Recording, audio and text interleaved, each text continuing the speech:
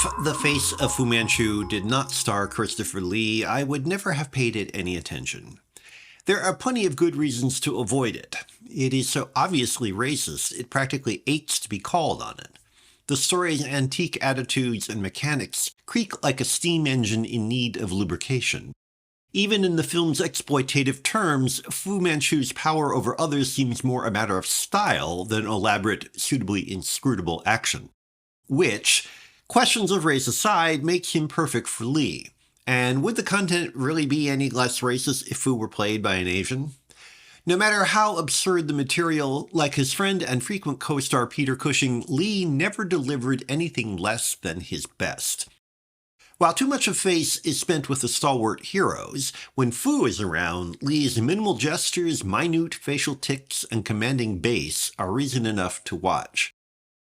In Face, Fu Manchu, of course, has twisted, exotic plans to wreak havoc, and only his arch-antagonist Nayland Smith, Nigel Green, can stop him. One of the more interesting, refreshing aspects of their conflict is that Smith is no James Bond, just a good cop doing his duty.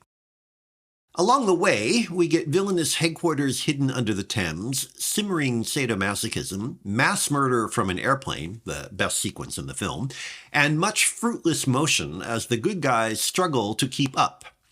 Interwoven with all of it is considerable mumbo-jumbo about Tibetan mysticism that is somewhat confusingly responsible for Fu Manchu's designs. Obscure as it may be, that link eventually pays off because after a climactic fight in Fu Manchu's London lair that feels like the end of the story, the movie leaps to a quote-unquote Tibetan monastery for an over-the-top conclusion. Out of nowhere, literally because we have no idea how he got there, Smith enlists a troop of locals to rescue kidnapped scientist Dr. Muller, Walter Rilla, apparently on loan from another Mastermind series of the Mobuza films, spirited away from London by Fu at the last minute. After planting a time bomb, Smith and company scamper down a mountain to escape Fu's clutches and the pending explosion. They get away with the help of those Asian assistants, conveniently left behind to guard the rear. When the monastery goes up in flames, the assistants presumably must be sacrificed on the altar of plot necessity along with Fu, his brood, and the innocent quote-unquote monks. The ridiculous, conscienceless mayhem is so unrestrained it has an incendiary ebullience that makes it difficult to take any of the action or its consequences seriously.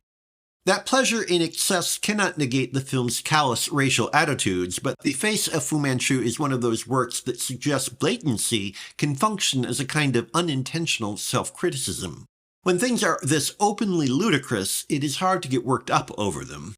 The film is sillier than it is toxic.